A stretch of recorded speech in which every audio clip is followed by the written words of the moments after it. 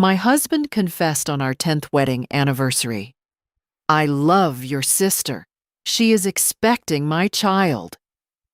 I silently sent my sister one word. 5 minutes later, she slid down the wall in complete shock. Good day, dear listeners. It's Briella again. I'm glad you're here with me.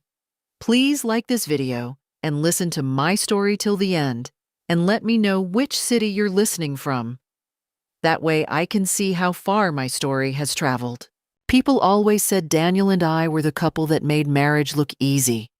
10 years, a decade of Sunday mornings with coffee on the back porch of our house in Asheville, North Carolina, of arguments about whose turn it was to call the plumber, of quiet inside jokes nobody else would understand. We had built something real, or so I believed. My name is Claire Hartwell, Claire Mercer back then, and I'm telling you this story because I need you to understand that I was not naive. I was not blind. I was simply a woman who chose, again and again, to trust the people she loved most. Daniel was an architect, handsome in a quiet, reliable way. Brown hair going silver at the temples, steady hands, the kind of man who remembered to change the smoke detector batteries without being asked. We had met in college, married at 26, and by 36 I thought I knew every corner of him. We didn't have children, not for lack of trying, but after 2 miscarriages, we had quietly, painfully, made peace with a life that looked different than we'd planned. I taught English literature at a small liberal arts college 20 minutes from home. We had a dog named Frost. We took 1 trip abroad every 2 years. It was a good life, a real life. My sister Melissa was 3 years younger than me and had always been the louder, brighter version of everything I was. Where I was careful, she was reckless. Where I saved, she spent. Growing up, I had loved her for exactly those differences. She pulled me out of my own head, made rooms feel warmer just by walking into them. She had moved to Asheville 4 years ago after her second divorce, and Daniel and I had welcomed her. We helped her find an apartment 12 minutes from our house. We had her over for dinner every other Sunday. I lent her money twice without asking for it back. That is the kind of sister I was. The first signal came 18 months before everything fell apart, and I did not recognize it for what it was. Daniel started going to the gym on Saturday mornings. That was not unusual. He had talked about getting back into shape for years. What was unusual was that he began coming home not sweaty and tired, but showered, fresh. I noticed it the way you notice a picture hanging slightly crooked. The detail registers somewhere at the edge of your mind, and then you walk on. I walked on. 6 months after that, Melissa started canceling our Sunday dinners. Once, twice, then 4 times in a row. She always had a reason. A migraine, a work event, a vague sense of being off. I was worried about her. I texted, called. She responded warmly but briefly. I told Daniel I thought she might be struggling emotionally. He said, "She's probably just going through one of her phases."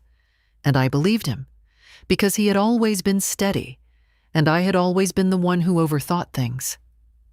Then there were the silences, not hostile, almost worse than hostile. Companionable on the surface, but hollow underneath, like knocking on a wall you thought was solid and hearing nothing come back. Daniel stopped initiating conversations about the future.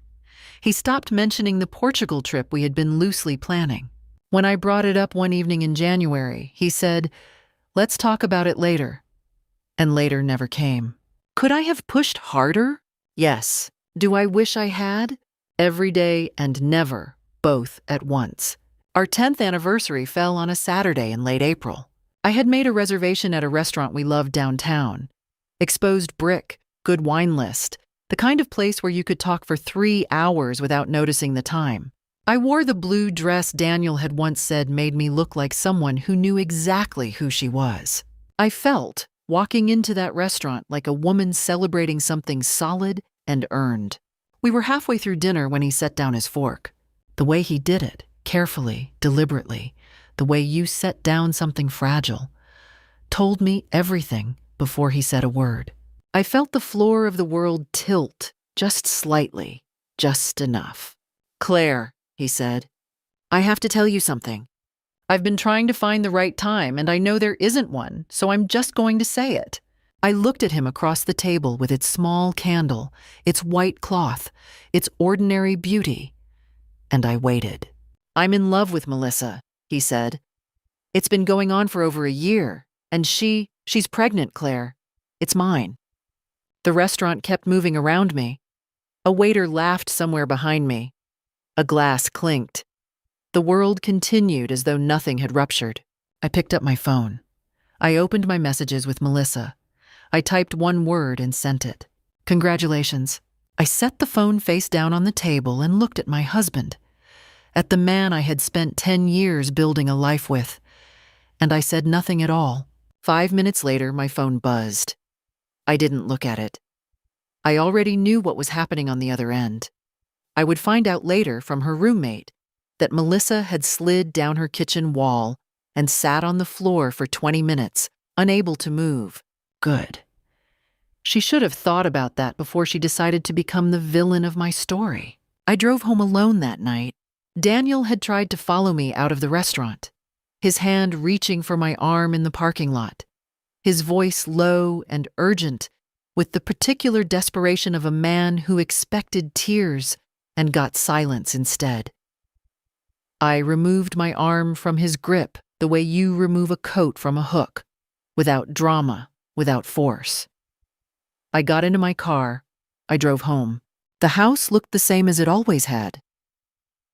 Frost met me at the door, tail moving in slow, uncertain arcs, sensing something wrong the way dogs always do.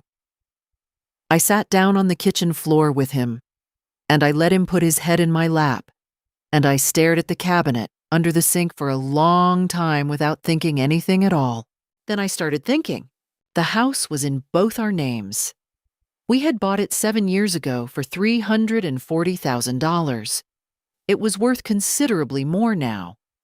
Our joint savings account held $62,000, most of which had come from my salary during the years Daniel's firm was struggling. We had 2 cars, both paid off. I had a pension through the college. Daniel had a 401k.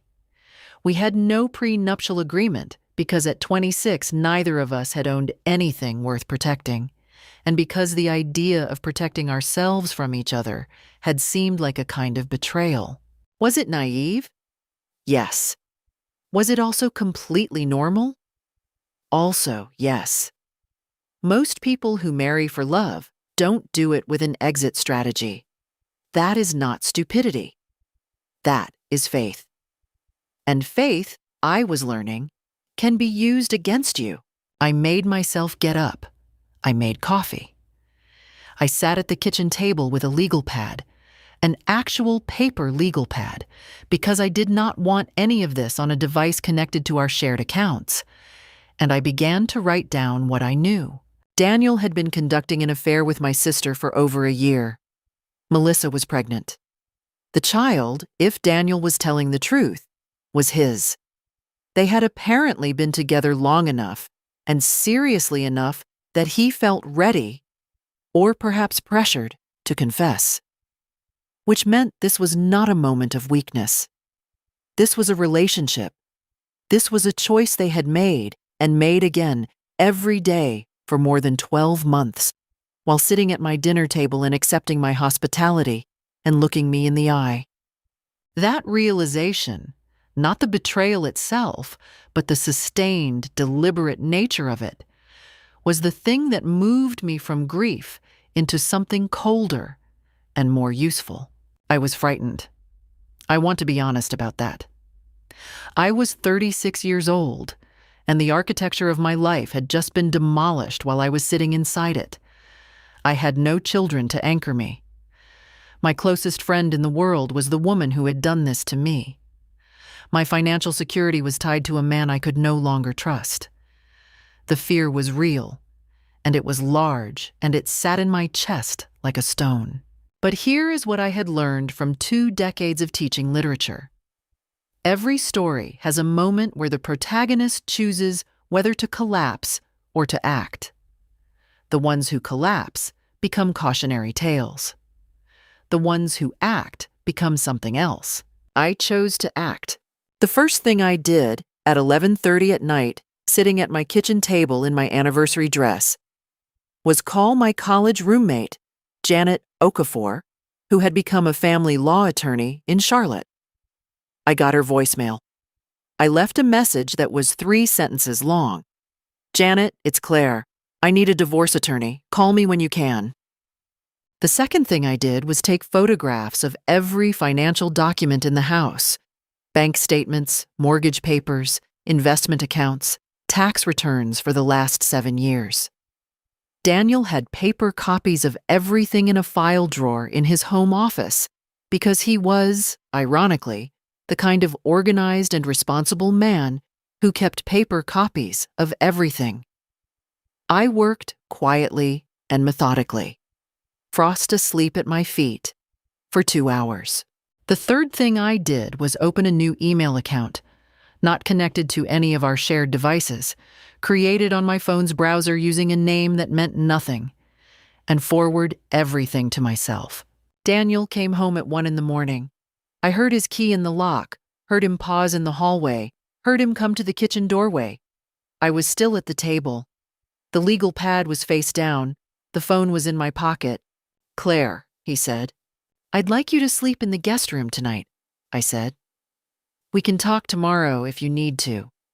But tonight, I'd like you to give me the house." He stood in the doorway for a moment, reading me, trying to find the woman he expected, the one who would be crying or shouting or demanding explanations. And then he nodded and went upstairs. I sat at that table until 4 in the morning, building the first version of a plan that would take 6 more months to complete. I was afraid. I was also, for the first time in 18 months, completely awake. The plan was not about revenge. I want to be clear about that. It was about making sure that when this was over, I was standing and they were not. There is a difference, and it matters. Janet called back at 7:15 the next morning, which told me she had listened to the voicemail the moment she woke up and understood it was serious. I gave her the short version. There was a silence on her end that lasted exactly 3 seconds. I counted. And then she said, "Okay. I'm going to give you a name. You call her today, not tomorrow. Her name is Sandra Coates, and she's the best divorce attorney in Western North Carolina. Tell her I sent you.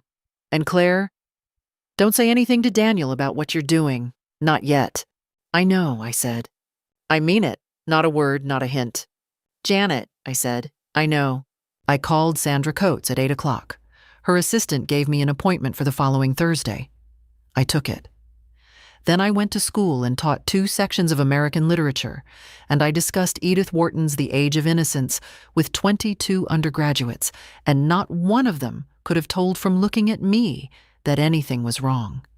That, I suppose, is what 10 years of quiet endurance prepares you for.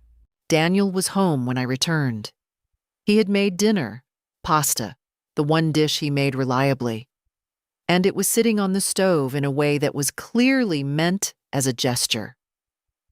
I noticed him watching me as I moved through the kitchen. He was looking for the version of me he knew how to handle, the worried Claire, the analytical Claire who would want to sit down and process and discuss. He was not finding her. "We should talk," he said. "We will," I said. "Not tonight." He lingered at the kitchen doorway for a moment, and I saw something cross his face that was not guilt exactly. Something more strategic than guilt. He was calibrating. He was trying to decide how to manage this. That was, I realized, the most clarifying thing he could have done. Melissa called me that same evening. I let it go to voicemail. Her message was 40 seconds long, her voice cracked in 3 places, and she used the word sorry 7 times. I listened to it once, saved it. Because a recorded admission of wrongdoing from a named party is exactly the kind of thing Sandra Coates might one day find useful. And did not call back. Over the following 2 weeks, Daniel and Melissa both began to understand that my silence was not shock. It was something else. I could see it in the way Daniel started paying closer attention to things, checking whether I had opened the mail, glancing at my phone when I set it on the counter, asking with studied casualness how work was going, whether I had spoken to anyone about things.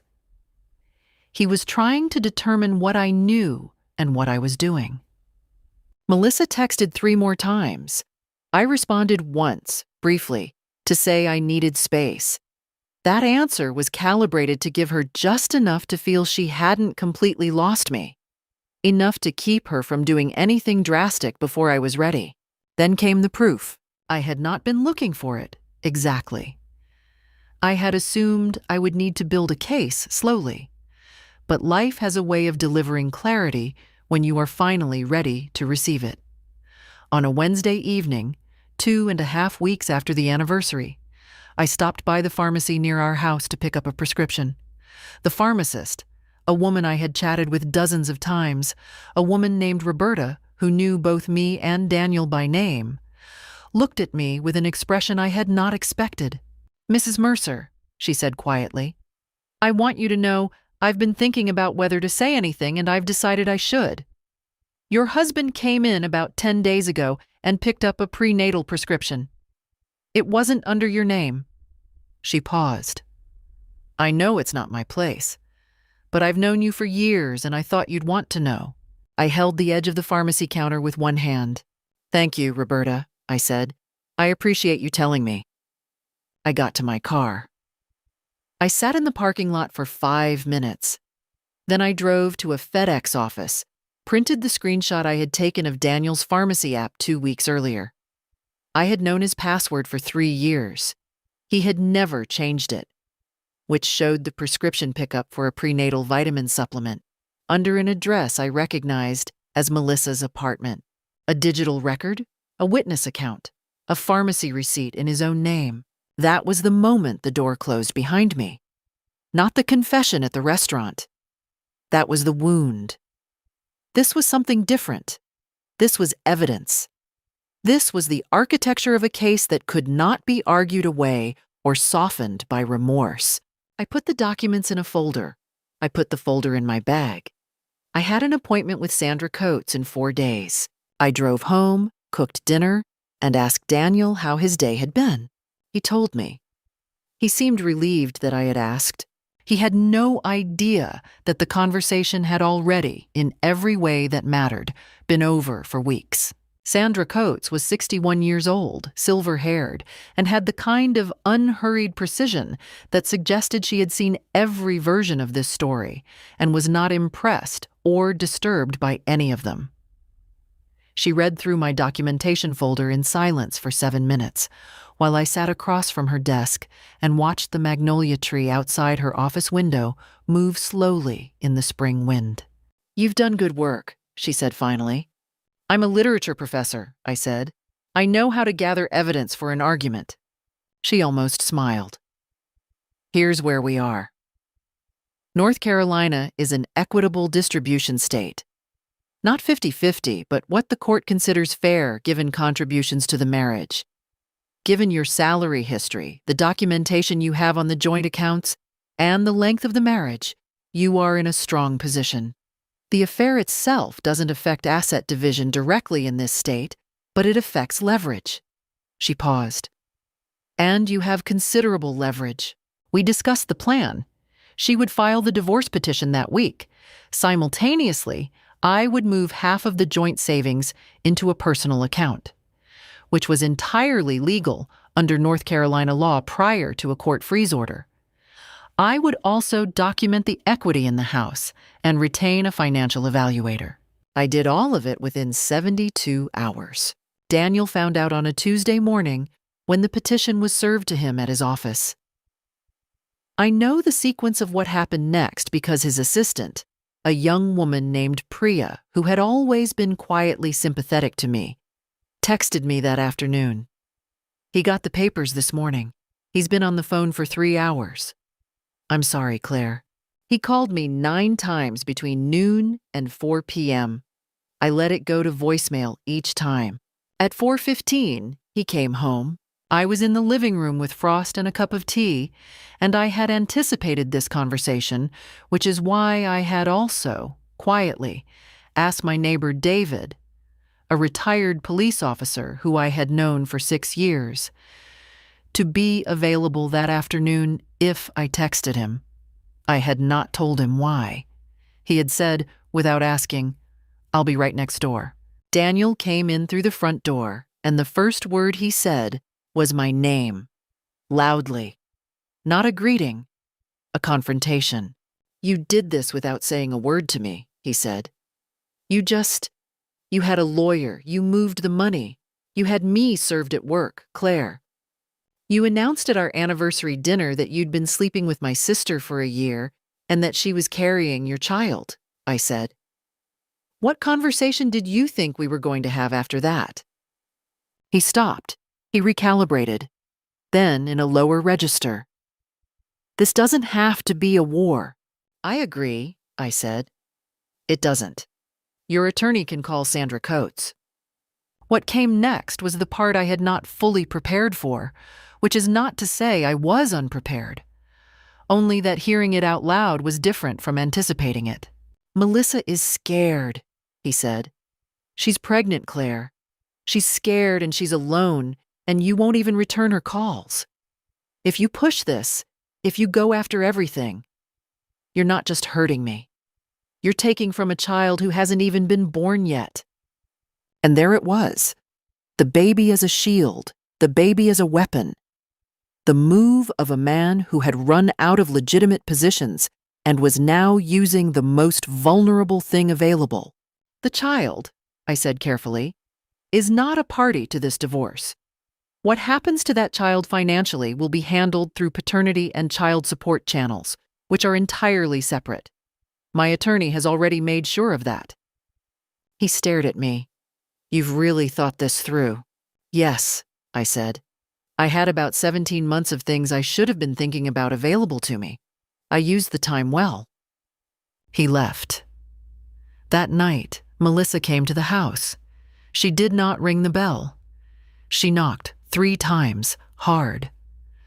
I looked at her through the sidelight window beside the door. She was showing, just barely, in a loose sweater. Her eyes were red. She looked at me through the glass with an expression I could not fully read. Grief, fear, and something underneath both of those that looked uncomfortably like anger. "Claire," she said through the door, "please, I'm your sister."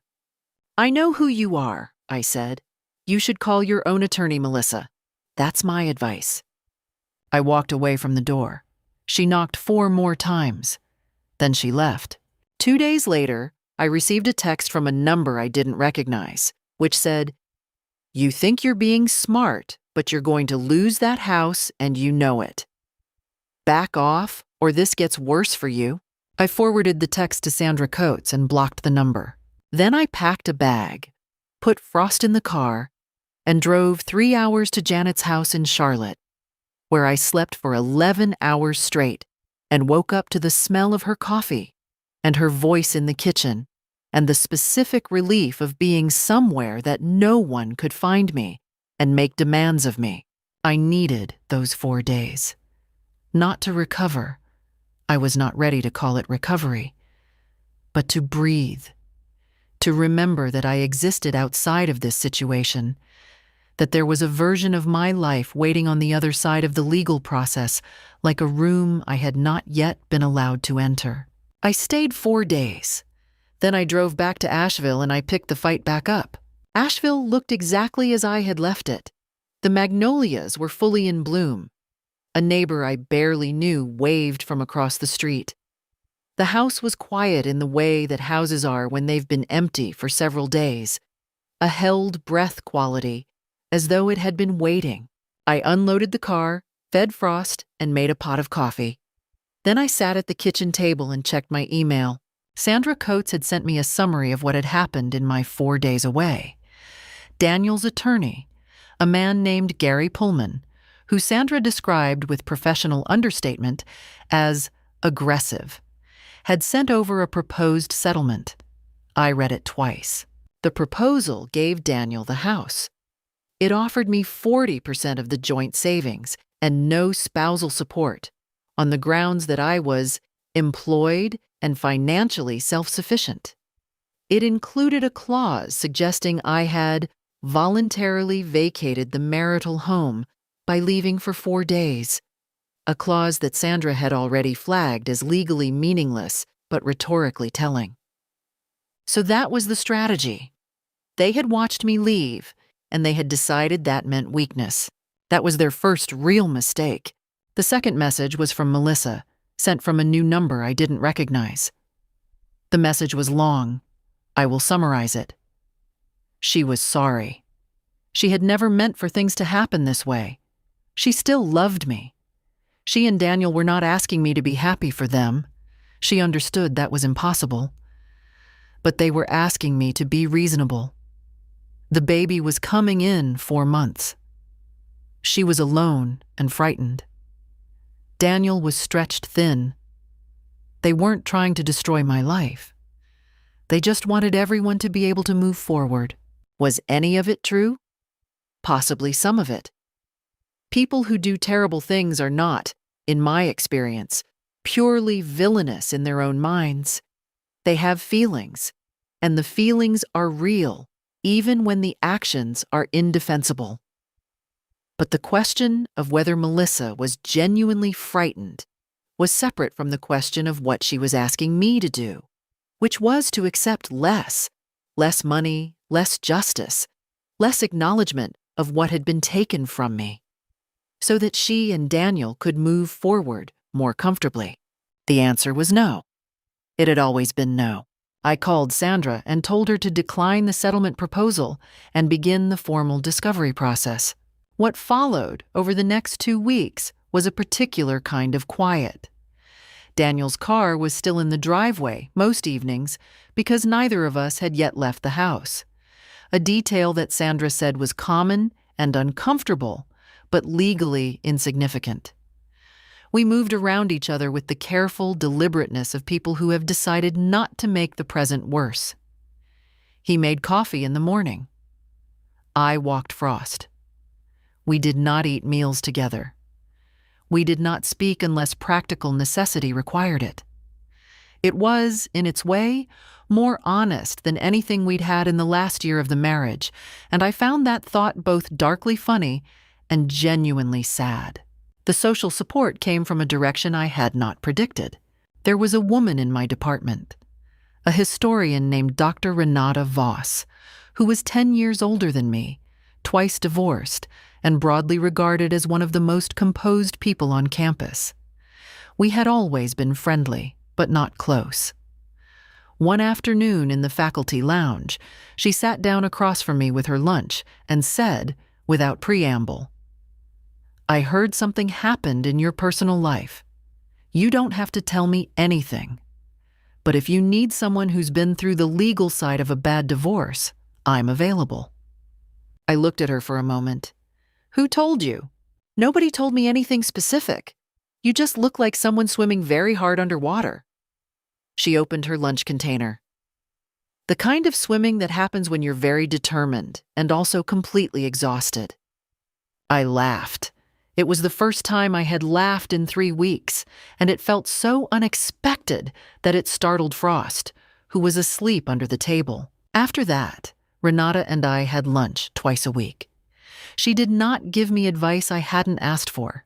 She did not tell me I needed to grieve or forgive or move through stages. She told me about her own divorce, practically and without self-pity. What had worked, what hadn't. Where she had given ground she regretted.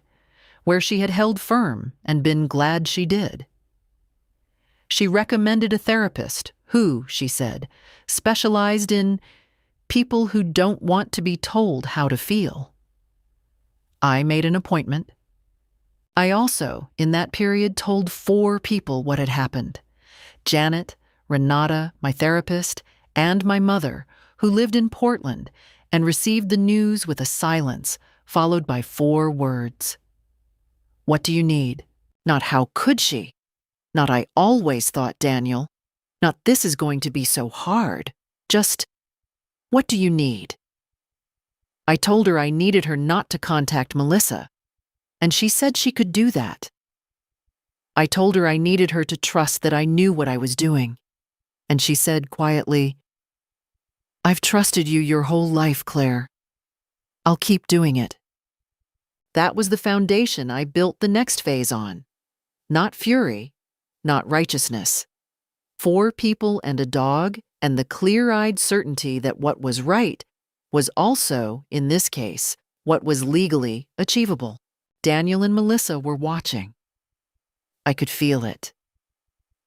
But watching is not the same as moving, and for the moment, they were very still. They came on a Saturday morning. I was in the back garden with Frost when I heard the front doorbell. I was not expecting anyone. I went around the side of the house and found them standing on the front porch together. Daniel in a jacket I didn't recognize, Melissa in a soft gray dress that accommodated the visible curve of her pregnancy. She had brought flowers, pale yellow tulips, which had always been my favorite, which she had always known were my favorite. Even then, even seeing that calculated detail, I felt something that I can only describe as the ghost of love. Not the love itself, but the memory of what it had once been, pressing briefly against the present moment like a hand against glass. Melissa was my sister. I had braided her hair when she was 7. I had held her hand in the emergency room when she was 19 and had broken her wrist in a skiing accident. The woman standing on my porch, carrying my husband's child, was also the girl I had loved for 33 years. I stood at the door and I let myself feel that for exactly as long as it took me to unlock the lock. Then I put it away. We wanted to talk, Daniel said. Both of us together, no attorneys, just as people. I let them in. I did not offer them coffee. I sat down in the armchair by the window, which was deliberate. It left them the couch, side by side, across from me. Frost sat beside my chair and did not approach either of them, which I chose not to read into. Melissa set the tulips on the coffee table. Claire, she said. Her voice was careful, practiced. I know you're angry. I would be angry too. What we did was wrong, and I'm not going to try to tell you it wasn't. But we're asking you to think about the future, all of our futures. Fighting this in court is going to cost everyone money, time, emotional energy. And it's going to take years, Claire. Years you could be using to build something new. She was good. I'll give her that. She struck exactly the right note. Not minimizing the harm, but redirecting the conversation toward practicality, framing the legal process as the real problem rather than the behavior that had made it necessary. We put together a different proposal, Daniel said. He took a document from his jacket, 2 printed pages, folded in thirds. He put it on the coffee table beside the tulips. It's more than what Gary sent last week. The house, a fair buyout, 18 months of support. No drawn-out discovery, no depositions, no having our personal lives pulled apart in court filings. I looked at the papers but didn't pick them up. What do you want in exchange? He hesitated, just briefly. We want you to sign a non-disclosure agreement as part of the settlement. Nothing dramatic. You couldn't discuss the specifics of the divorce publicly, that's all. It's standard. And there it was. The settlement, which looked like generosity, was actually a muzzle. The NDA wasn't about protecting their privacy. They were private people. There was no public context in which I would have discussed this. The NDA was about Daniel's professional reputation. He was an architect. He had clients, partners, a firm with his name on it. A founding partner's affair with his sister-in-law. A story this specific, this recognizable, could circulate. They wanted me silenced before I had said a single word publicly. So it's not really about the money, I said. It's about what I might say. It's about everyone being able to move on, Melissa said quickly. The NDA is for all of us, Claire. You too. You'd be protected. From what? I said. I didn't do anything I need protecting from. The temperature in the room shifted. It was subtle. A slight hardening in the set of Daniel's jaw. A flicker behind Melissa's eyes that she couldn't quite conceal. The warmth they had arranged so carefully around themselves began to show its seams. You need to think about what a long court process looks like for you, Daniel said. His voice was still controlled, but something had been removed from it, the performance of reason. Depositions go both ways. Your finances, your behavior, how you've been managing things since we separated. Everything is on the table in discovery. Everything. Was that a threat? It was shaped like a statement of fact. But the decision to say it, in that sequence, in that tone, that was a threat. Yes, I said. Discovery does go both ways. That's actually quite useful for me, given the documentation I've already gathered. I imagine Sandra will find it very helpful. Melissa flinched. She hadn't known about the documentation. She looked at Daniel, and that look, the involuntary consultation between them, told me more than anything either of them had said. We're trying to help you, Melissa said. But the tulips on the table looked different now, and we both knew it. I think you should go, I said. I stood up. I'll have Sandra contact Gary on Monday. Daniel picked up the proposal from the coffee table. His face was closed in a way I recognized from the last year of our marriage, the way he had looked when he'd already made a decision and was done discussing it. He walked to the door. Melissa followed. On the threshold, she turned back. You're making a mistake, she said. The practiced warmth was entirely gone. Probably, I said, but it's mine to make. I closed the door. I stood in the hallway for a long moment, listening to their footsteps on the porch, then the car starting, then the sound of them leaving. My hands were not quite steady. I pressed them flat against the hallway wall and breathed. I had been afraid sitting in that room. Not of them, exactly, but of the version of myself that still flinched when Melissa said my name in that particular tone, the sister voice, the voice that knew exactly which frequencies would resonate. I had been afraid of being moved by it, but the fear, I found, had an opposite reaction to what I might have expected. It didn't weaken me. It reminded me, precisely and completely, what was at stake. Not just money or property or legal outcomes, but the right to not be managed and manipulated by people who had already taken enough. That was worth being afraid for. That was worth fighting through. I picked up my phone and texted Sandra. They came in person today with a proposal that includes an NDA. I'll send you the details Monday. My answer is no. Then I went back to the garden. The tulips were still on my coffee table. I threw them away. The equitable distribution hearing was scheduled for a Wednesday in late September. 5 months after the anniversary dinner. 3 months after Daniel and Melissa had shown up on my porch with tulips and an NDA. The weather in Asheville had turned early. The maples along the courthouse street were already going amber and gold, which seemed either apt or ironic depending on my mood that morning. And my mood that morning was neither. I wore a gray blazer and my reading glasses because I had documents and I was going to use them. Sandra met me on the courthouse steps at 8:45. How are you feeling? She asked. Prepared, I said. She almost smiled again. It was becoming a pattern.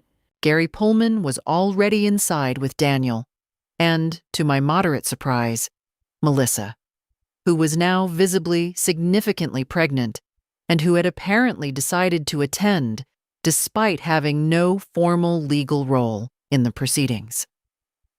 I understood the strategy immediately. She was there as a visual argument. A pregnant woman at the table generates sympathy, generates the narrative of a new family that needs protecting. I had expected something like this. I had also prepared for it. The hearing began with Gary presenting their position, which was organized around 3 claims: that my contribution to the marital estate had been partially offset by Daniel's business debts from his early career years, that my voluntary departure from the home constituted a changed living arrangement, and that the proposed settlement, house to Daniel, 45% of liquid assets to me, 12 months of support, was equitable given the circumstances. Sandra let him finish. Then she opened her folder. The financial analysis had been prepared by a forensic accountant named Dr. Patricia Ewan, who had examined 7 years of joint tax returns, individual income records, and the mortgage payment history. The finding was unambiguous. My salary had contributed 61% of the mortgage payments over the life of the loan. My salary had funded the majority of the joint savings account during the years Daniel's firm operated at a loss. The business debts Gary had referenced were, on examination, an argument that my financial support of Daniel's struggling firm should be counted against me in the settlement. Sandra let Dr. Ewan's report do the work of making clear how that argument sounded. Then came the pharmacy documentation. This was where I watched the composure in the room begin to fracture. Gary had been told about some of the documentation. Sandra had disclosed appropriately, but not all of it, and not in the sequence in which she chose to deploy it. The pharmacy records established that Daniel had been purchasing prenatal vitamins for Melissa while we were still legally married and living together, beginning 14 months before I filed for divorce. This spoke directly to the timeline of the affair and to Daniel's financial behavior during the marriage, specifically that he had been diverting marital resources, however small, toward the maintenance of the affair. Daniel's face, when Sandra laid the pharmacy printouts on the table, went very carefully blank in the way that is its own kind of expression. But the deposition transcripts were the instrument that caused the actual damage. 3 weeks earlier, Sandra had deposed both Daniel and Melissa separately. In his deposition, Daniel had stated that his relationship with Melissa had begun approximately 8 months before the divorce petition, and that there had been no commingling of marital and personal finances during the affair. In her deposition, Melissa had stated that she and Daniel had taken a trip to Charleston together in January of the previous year, 14 months before the petition, which was 6 months before Daniel's claimed start date. She had said it incidentally, as a point of reference for a different question, apparently not flagging the contradiction. Sandra put both deposition transcripts on the table. She read the relevant lines aloud, consecutively. The room was quiet. Gary leaned toward Daniel, and there was a brief, low exchange that was not quite inaudible. I heard Daniel say, "She didn't mean," and then something I couldn't catch. "Mr. Pullman," the judge said, "does your client wish to revise his deposition testimony?" Daniel looked at me for the first time that morning. Really looked. Not the managed, controlled glances he'd been casting in my peripheral vision. I don't know what he expected to see. Whatever it was, I don't think he found it. I was holding my pen lightly against my notepad, and my face was quiet. "We may wish to take a brief recess," Gary said. "That request is noted," the judge said. "We'll continue." The rest of the hearing lasted 90 minutes. Melissa did not, in the end, serve as the sympathetic visual argument I think they had hoped for. She sat beside Daniel in a state of increasing rigidity, her hands folded on the table in a way that looked practiced and felt desperate. She had not expected the deposition contradiction. She had not understood until she was sitting in a room watching it happen, that the thing she had said in passing, the offhand mention of a Charleston trip, had been a thread, and that Sandra had pulled it. Afterward, in the courthouse corridor, Daniel caught up to me while Sandra was speaking to the clerk. "Claire," he said. His voice was different. The architecture of the confrontation had left him. He just sounded tired. Do you feel better? Is this what you needed?" I thought about that for a moment. "I needed the facts on the table," I said. "I needed someone other than me and you and Melissa to look at them. That's all." "And the rest of it?" he said. "After this?" "I'll build something," I said. "I'm good at that." I walked back to Sandra. Behind me, I could hear Melissa say something to Daniel in a low, urgent voice, the two of them conferring in the echoing corridor of the courthouse. But I wasn't listening anymore. I had stopped listening to them several months ago. The court's decision came 6 weeks after the hearing. Sandra called me on a Thursday afternoon in November, and I was in my office at the college with a stack of student papers and a cold cup of coffee, and she read me the summary in the same unhurried voice she used for everything. The court awarded me 58% of the net equity in the house, which, given that we had agreed to sell rather than force a buyout, translated to a sum that would allow me to purchase a home outright in Asheville or put a substantial down payment on something larger. I received 60% of the liquid joint assets. I received 24 months of spousal support, calculated on the disparity in our incomes during the marriage years. The voluntary departure clause Gary had tried to leverage was dismissed without comment. Daniel received 42% of the house equity, his 401k intact, and his business assets, the firm, the accounts, the clients. He was not stripped of everything. That was not what I had wanted. What I had wanted was accuracy, a settlement that reflected what had actually happened, what had actually been built, and by whom. The NDA was not part of any settlement. I had not signed it. I had not been asked to sign it again. What I had not anticipated, and what Sandra told me matter-of-factly as a final detail, was that Gary Pullman had submitted a letter to the court 3 days before the ruling, acknowledging the inconsistency in Daniel's deposition timeline. The letter clarified that the affair had begun, by Daniel's revised accounting, 16 months before the divorce petition. This revision, which Gary had framed as a correction made voluntarily and in good faith, was, Sandra and I both understood, damage control. An admission made just ahead of the moment when continuing to deny it would have become more costly. It didn't change the settlement figures materially, but it was on the record.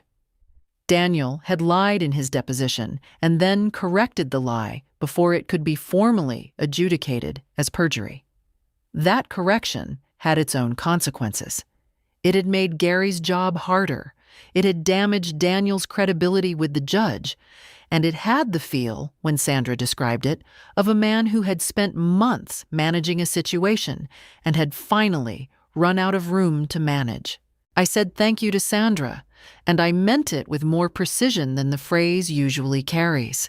She had done exactly what she said she would do. She had taken the facts I gave her and built them into something that could not be argued away. After I hung up, I sat in my office for a while. The papers were still on my desk. A student had underlined a passage in Wharton and written, "Why doesn't she just leave?" in the margin, which I had been planning to address in my comments. Now it made me feel something I couldn't quite name. Something between tenderness and irony. Why doesn't she just leave? Because leaving costs something. Because leaving requires a destination. Because the house you've built, even when it's burning, was real. The house sold in January, 40 days after it went on the market. I was present for the closing, and Daniel was present for the closing, and we signed the documents on opposite ends of a conference table and did not speak except to confirm our names. He looked in that January light like someone carrying something heavy that he had chosen and would continue to choose. And I could see that it was already harder than he had expected. Melissa was not there because she had not been party to the house. She was, by January, 6 weeks from her due date, living in her apartment 12 minutes from the house that was no longer mine, waiting for a life she had traded a great deal to obtain. I deposited my share of the sale into a personal account in my name only. Then I went to see my therapist, and I told her the settlement was final, and she asked how I felt, and I said, like someone who just put down something very heavy and is trying to remember how to walk without it. She said that was an accurate description of what was happening. I went home to the apartment I had rented in November.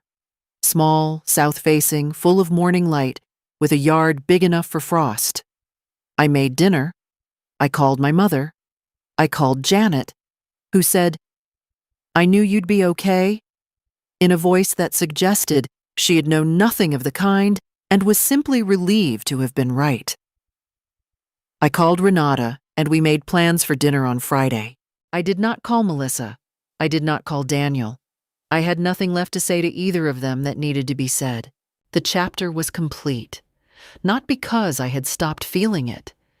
The grief was still there, would probably always be partially there, in the way that certain kinds of loss become part of the permanent furniture of a life, but because I had done what I set out to do. I had stood in the wreckage and built something defensible from it. That is not nothing. In fact, it is, I think, very nearly everything. A year and a half after that January closing, I was sitting on the back porch of a house I owned outright in the River Arts District, watching Frost investigate a corner of the garden with his characteristic methodical optimism, and I thought, this is what I was protecting. Not the life I'd had, the life I was going to be able to build. The house was smaller than the one Daniel and I had shared. 2 bedrooms, a generous kitchen, a porch that caught the afternoon light at an angle that made the garden glow. I had furnished it slowly, deliberately, choosing things I actually liked rather than things that looked like what a married couple's home was supposed to look like. The bookshelf held only books I had chosen. The kitchen had 1 good knife and 1 good pan, and everything in it was mine. Professionally, I had been promoted. Associate department chair, a lighter teaching load, a small salary increase, and work I found genuinely absorbing.